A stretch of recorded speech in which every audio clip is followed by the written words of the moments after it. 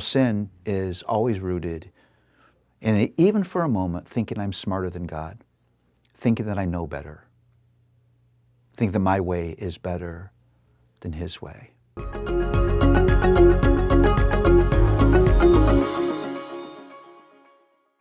Well, we're in 1st and 2nd Samuel, and my title for this portion of God's Word is Kings and the King.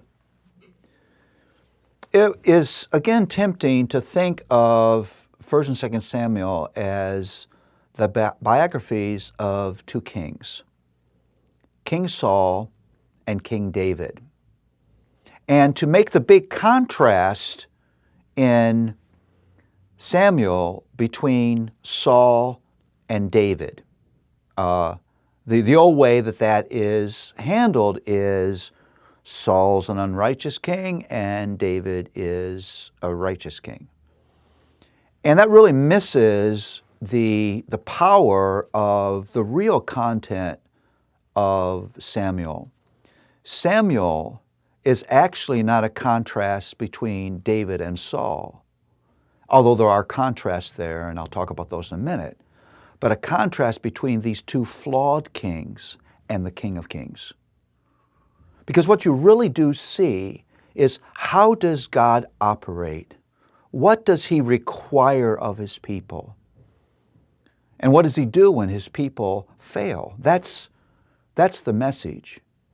You see, Saul is a flawed king. But David, too, is a flawed king. David doing the unthinkable in adultery and murder.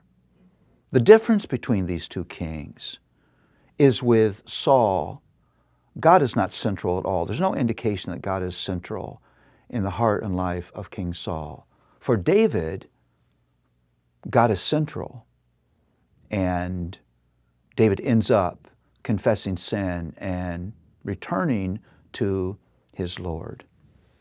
But what you really get is that hope is never found in a human king. Hope is found in the King of Kings.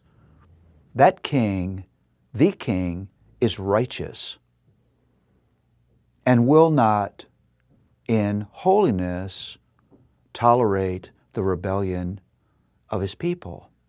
He couldn't love them if he did that. But he's also a compassionate king who is ready and willing to forgive and to reconcile and to restore. If you're going to read through 1st and 2nd Samuel, how about asking the question, what do I learn about the King of Kings in this period of time? What do I learn about His heart? What do I learn about the way He works? What do I learn about the way what He wants for His people? What do I learn about myself? And what happens to me when I decide I know better than God does? Sin is always rooted in, even for a moment, thinking I'm smarter than God, thinking that I know better, think that my way is better than His way. And in that way, I deny my need for a king. Yes, it's true.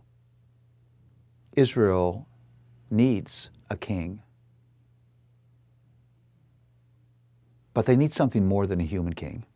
Every human king will be flawed. Every human king will fail. There's one king that will never, ever fail. It is the King of Kings. Israel has a king. He is righteous. He is holy. He is powerful. He is faithful. He is compassionate. He will do what is right. And what He asks of you is always right. I love the psalm that says, all the ways of the Lord are right and true. That's really the message of Samuel. In all the evil of kings, there's a king who is not evil and will never ask evil and will only ever deliver what is good. How about seeking and celebrating that king. He's the hero of 1st and 2nd Samuel.